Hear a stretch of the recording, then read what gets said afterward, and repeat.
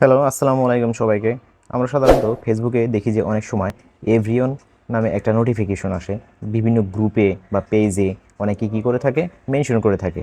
Mention করলে একটা notification আসে, নোটিফিকেশনটা এভরিওন নামে থাকে বা অ্যাড দিয়ে ফলোয়ার নামে করা থাকে। সেক্ষেত্রে কী হয়, আপনার নামে নোটিফিকেশন চলে আসবে। সেটা বন্ধ করব কিভাবে? তো বন্ধ করার জন্য আমরা যে কাজটা করব, চলুন ফেসবুকে দেখে নিই। প্রথমে আমরা ফেসবুক অ্যাপে যাব। ফেসবুক লাইটে গেলে কিন্তু হবে না, আমাদের ফেসবুক অ্যাপে যেতে হবে। ফেসবুক অ্যাপে যাব, তারপর এখানে যে থ্রি বার আছে যে এখানে ক্লিক করব।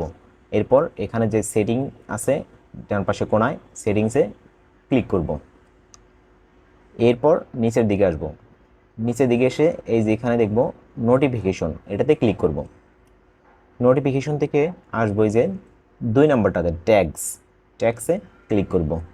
এখান থেকে এই এখানে দেখেন প্রথমে লেখা আছে get notification when you are tagged by anyone. দিলে যে কেউ আপনাকে মেনশন করতে পারবে। ফ্রেন্ডস অফ ফ্রেন্ডস দিলে বন্ধুদের বন্ধু যারা, তারা আপনাকে করতে পারবে, ট্যাগ করতে পারবে।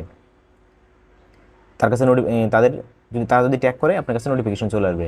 আর একটা আছে ফ্রেন্ডস আছে, শুধু ফ্রেন্ডসও দিয়ে রাখতে পারেন।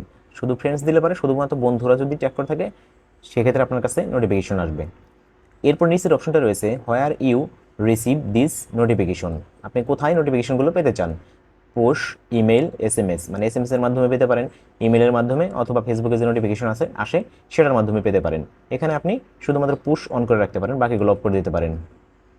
এরপর রয়েছে রিসিভ নোটিফিকেশন ফর ব্যাস অ্যাট এভরিওন মেনশনস, এইটা অফ করে দেবেন। এটা যদি অফ করে দেন তাহলে আমাদের এভরিওন দিয়ে যে নোটিফিকেশনটা আসে সেটা অফ হয়ে যাবে।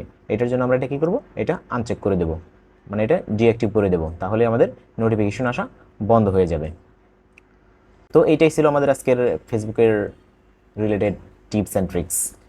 আমাদের পেজটা যদি ভালো লেগে থাকে অবশ্যই ফলো করবেন, লাইক করবেন, কমেন্ট করবেন। ধন্যবাদ সবাইকে।